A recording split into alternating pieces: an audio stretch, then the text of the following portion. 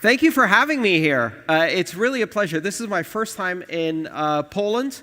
I've traveled all around Europe for some reason. I had not been to Poland before. I'm really enjoying my stay in Warsaw, and I'm really excited to be here for this particular event. So thank you so much to the organizers of this event for making it possible for me to visit Warsaw and to participate in this. The title of my presentation is The Future of Programmable Money, which is not the title of my presentation. It's what I set as the title of all my presentations because I don't decide what I'm going to talk about until maybe 2 hours before the presentation. So I'm going to be as surprised as the rest of you to find out exactly what we're going to be talking about today. I wanted to start by getting a bit of information about the audience. So unfortunately, I couldn't understand what Philip was saying before me. How many of you here own a cryptocurrency or have done at least one transaction at some point in your life? Everyone. Okay, good. So that's going to be easier for me. Then I won't need to explain what the hell is going on with cryptocurrencies. I can just jump into it. I want to talk today about communities and how we build interesting, exciting communities, both online and in person.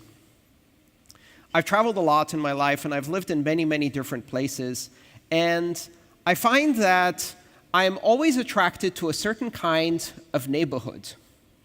I like to live in a place where there are a lot of artists, a lot of musicians. I like to live in neighborhoods that have weird little coffee shops and obscure bars where people play live music and you get to see bands and musicians and artists, places that have graffiti on the walls, perhaps places that, at least when I live in those places, they're not that safe, you know? They're still a bit dangerous. In fact, I often find myself living in neighborhoods where I'm the only white person in the neighborhood, or I'm the only non-local in the neighborhood. But those neighborhoods don't last. The artists, the musicians, the poor students, the people who are living in those neighborhoods love those neighborhoods too because rent is cheap, because the development of the neighborhood hasn't happened yet, because there's opportunities for expression, because with all of the weirdness and the not-so-safe environment, there's a lot of weird and creative people who come with that. Inevitably, when you stay in a neighborhood like that long enough, other people notice, and it starts becoming a cool neighborhood. And when it becomes a cool neighborhood, people who can afford to start moving into that neighborhood. And then richer and richer people start moving into that neighborhood. In a year or two, there's a Starbucks on the corner. The bar that had all of the weird and quirky musicians and the interesting places is replaced by a gallery or a boutique that sells a bit more upscale, more expensive clothes than before. And then the rents start going up. And the real estate property values start going up. Before long, the artists and the musicians and all of the interesting people who are the reason you moved to that neighborhood, they can't afford to live there anymore. So they move. And eventually, the neighborhood is full of young professionals wearing suits, going to work every morning, 9 to 5, with their Starbucks coffee in their hand, and they're very busy, and they're on their phone, and that neighborhood is now shit. And you leave. And you go to find a cool neighborhood again. and the cycle repeats. Gentrification is the word we use in the United States to describe that phenomenon.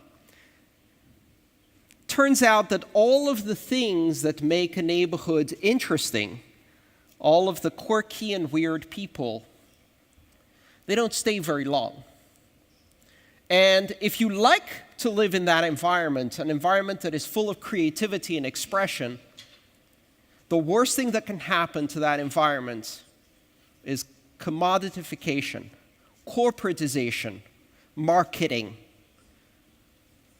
Because when you have something cool like that, if you take something that is cool and authentic and you turn it into a marketing campaign for Coca-Cola or Nike, it's not cool anymore, right? By the time they think it's cool, it's not cool anymore.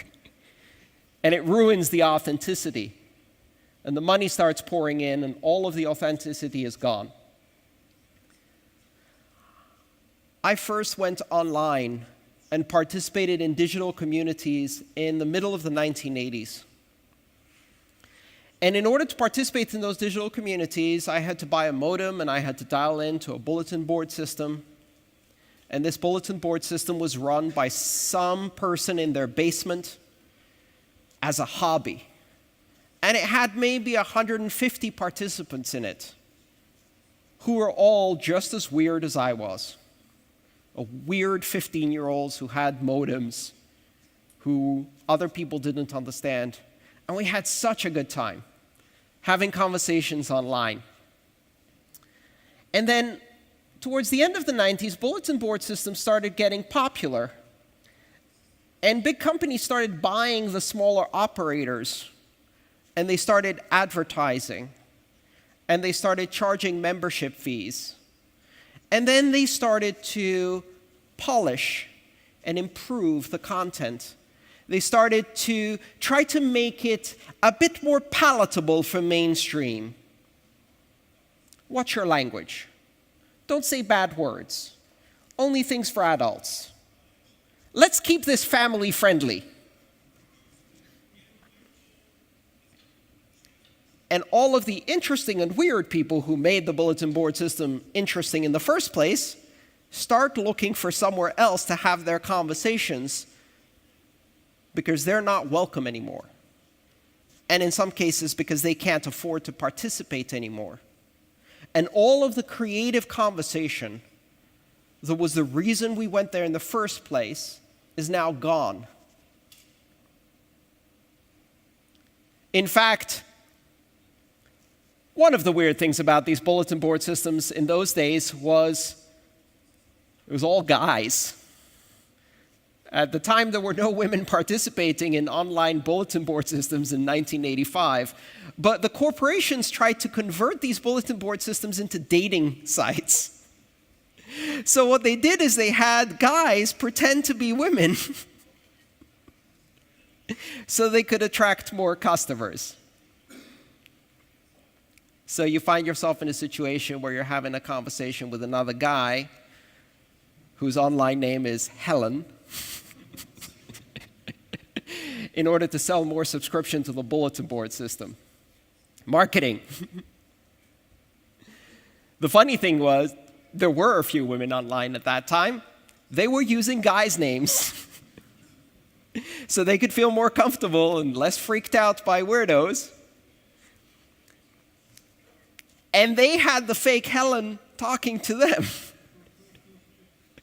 and fake flirting to get them to pay more subscription.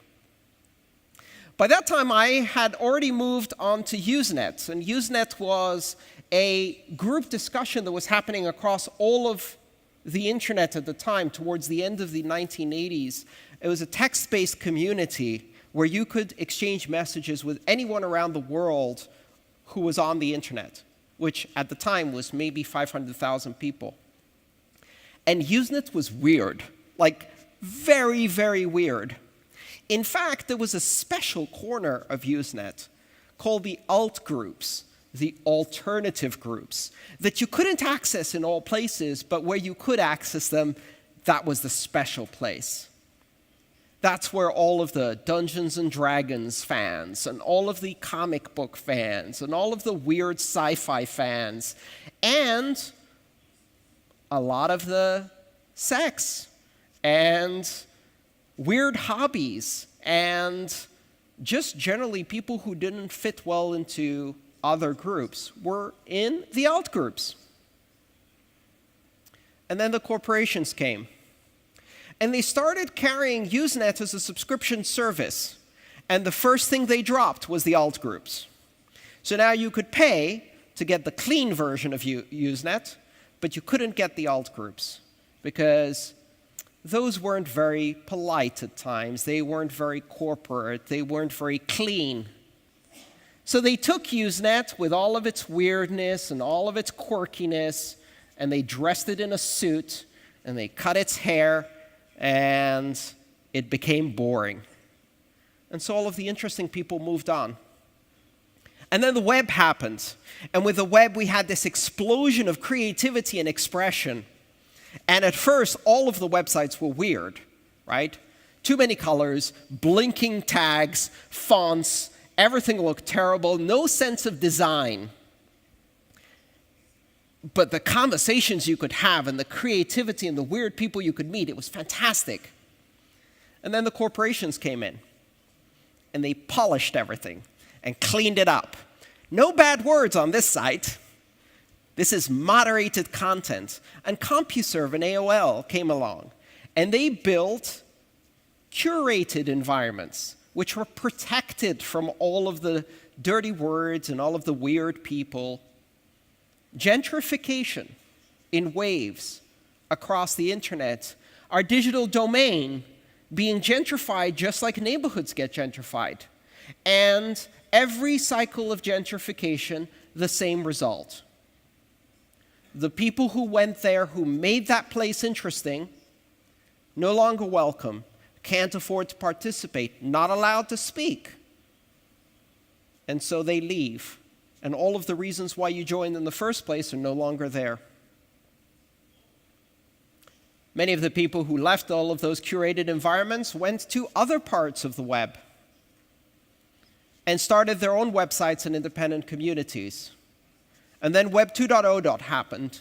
And when Web 2.0 happened, we started getting the Facebooks, or maybe MySpace, then Facebook, and the other social media sites. And they very carefully curate the content. You can post Nazi messages on Facebook and get away with it for a while. God help you if you show a female breast. Oh no, we can't have that. It's a family environment. Don't say bad words. Carefully curated, lots of marketing, very polished. And all of the interesting people leave. And now, if you still have a Facebook account, it's so you can see photos of your grandchildren. In fact, kids don't want to be on Facebook. And the reason they don't want to be on Facebook is their parents are there. And so they leave. And they go to Reddit and 4chan. Gentrification. Bitcoin was weird. And I really, really loved Bitcoin when it was weird. But for some people, Bitcoin was too weird. Maybe difficult to understand. And there's a small possibility that you could buy drugs with Bitcoin. But not the good drugs, right? Not the drugs made by Pfizer that cost a lot of money, right? Not Adderall, which is methamphetamine, not fentanyl, which is heroin, not prescription good drugs, bad drugs, like marijuana. And people could buy drugs and they could do other things that were not very good for the corporate image. So how do you gentrify a currency? How do you take something that is weird and dress it up in a suit, give it a haircut, and present it to the board of executives? I remember in the first few years, I'd go to companies and they'd ask me to come and present. And they would say to me, "We want you to talk to our executives. But when you talk to our executives, if you could, please say blockchain. Don't say Bitcoin. Because Bitcoin is weird, and blockchain is the future." And I said, "No, I won't say blockchain. I will say Bitcoin because Bitcoin is the future, and blockchain is bullshit. And I'll also say bullshit to your executives because you paid me to come here to tell you the truth as I see it. And I'm not going to try to sell you something that's nicely packaged just to avoid offending. I'm interested in telling the truth. And the reason cryptocurrencies are interesting, the reason Bitcoin is interesting, is because it's not controlled, because it can't be censored, because it's open, because a lot of the people involved are very, very weird. Weird computer geeks, weird cryptographers who have weird ideas about privacy and freedom. And these weird people are why I'm involved in Bitcoin. Because I'm weird too, and that's okay. And if you take all of that out, what you're left with, this blockchain, is a sterile, unexpressive, uninvented environment, a corporate plaything that has been sanitized of everything interesting and left as an empty shell. It's basically a very slow database. If someone comes to you and says, "Do I need a blockchain for my business?" Ask them, do you need something that is open, neutral, borderless, that no one controls, and that resists censorship? If yes, then you need Bitcoin, or Ethereum, Monero, Zcash, some open public blockchain, cryptocurrency system that expresses these capabilities. But if you don't need something that's open, borderless, neutral, censorship resistant, and not controlled by anyone, what you're really asking for is a database. So install a database. You don't need a blockchain. And if you take all of the weird people out, with them goes all of the innovation, all of the interesting developments. If what you try to do is make business as usual, only now with blockchain, if the whole purpose of introducing this technology, say, into your bank, is to be able to not change anything about how you do business, or if your government says, we will do a digital currency, and we heard that there's a digital currency using blockchain that is open, decentralized, borderless, censorship-resistant, and neutral, and we want to do just that, except we don't want it to be open, decentralized, censorship-resistant, neutral, or borderless. We'd like that, but we want it to be controlled within our borders with the ability to control who has access to it with full censorship, and we ultimately decide who has power on this system, also known as a database. And you can build that, and it will be boring. And all of the innovation, and all of the excitement, and all of the reason why I'm interested in these technologies, and perhaps why some of you are interested in these technologies, is precisely because they're weird, precisely because they're different, because they're open, because they allow everyone to innovate and express themselves creatively in ways that we don't anticipate, in ways that are completely unpredictable, and in some ways that are offensive to some. That's okay. I don't want to live in a world of pastel colors, carefully curated advertising, marketing-focused tested phrases where you can't say the bad words. I want to live in a world with color, with creativity, with variety, with diversity, with ideas that sometimes offend me and scare me, that I don't understand, with weird people around me who are free to express themselves, because that's where creativity comes from. And it's not just Bitcoin. We're going to see this happen again and again. We've already gone through the phase where people said, yes, I'm interested in blockchain, but not Bitcoin. When someone tells you, I'm interested in blockchain, but not Bitcoin, what they say is, I don't understand. I don't understand. Or they've heard someone else say it, and they think they can be cool if they say that, right? It's a bit like someone saying, MySpace is so last year. I'm into Facebook now. It happened to Bitcoin, but it's going to keep happening. It's going to keep happening to every cryptocurrency that dares to do something interesting. Right now, the big banks, governments, they're in love with Ethereum. They love the fact that Ethereum has all of these capabilities that seem much, much less weird than Bitcoin. But they don't realize that all of the weirdness is still there. I love the weirdness in Ethereum because, quite honestly, the whole point of Ethereum is to make unstoppable code, applications that you cannot turn off. And the reason you can't turn them off is because they're decentralized apps, dApps.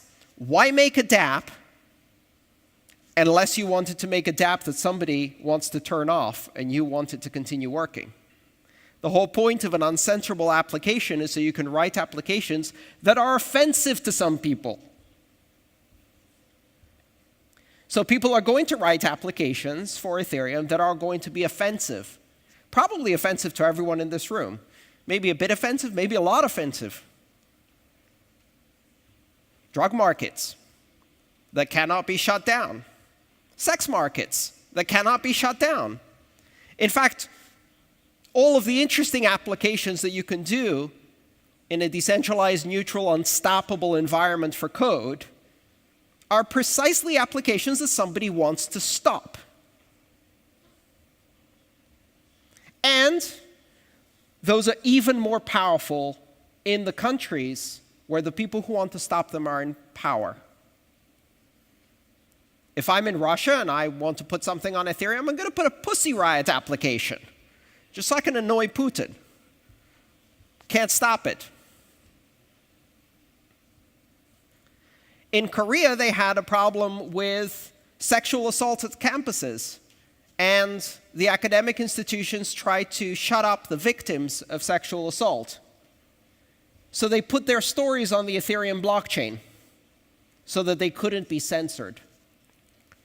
Any speech worth speaking offends someone. Oscar Wilde said, speaking the truth that somebody wants you not to publish is journalism. Everything else is marketing.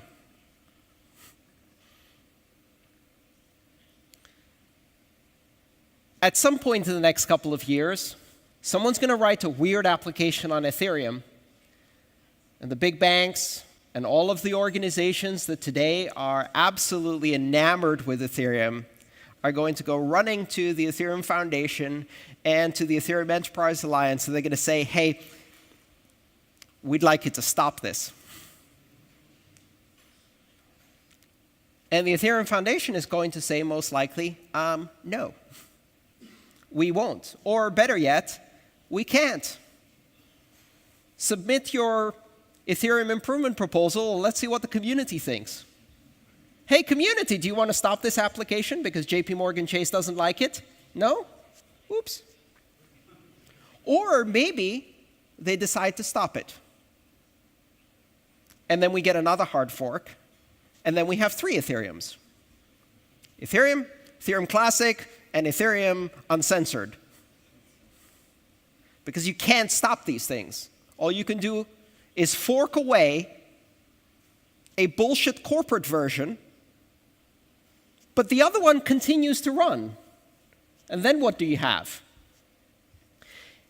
And that's the moment you suddenly realize this is the first time we have a digital community that can't be gentrified. You can plant your Starbucks on the corner, but you can't kick out the weirdos. And if you try to kick out the weirdos, we fork it and we take the neighborhood with us. The weirdos own this neighborhood for the first time ever, and they can't be kicked out. And that's beautiful. That's what this is all about.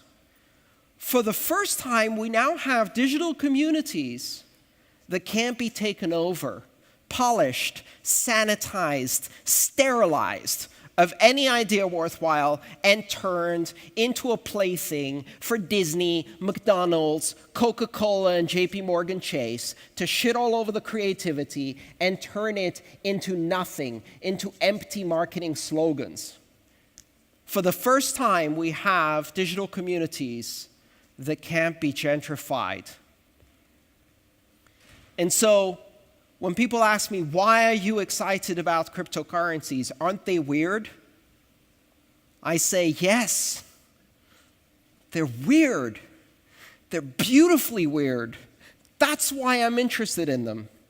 So, my pledge, and the pledge of all of the other people who are in this because it's weird, is keep it weird. Thank you.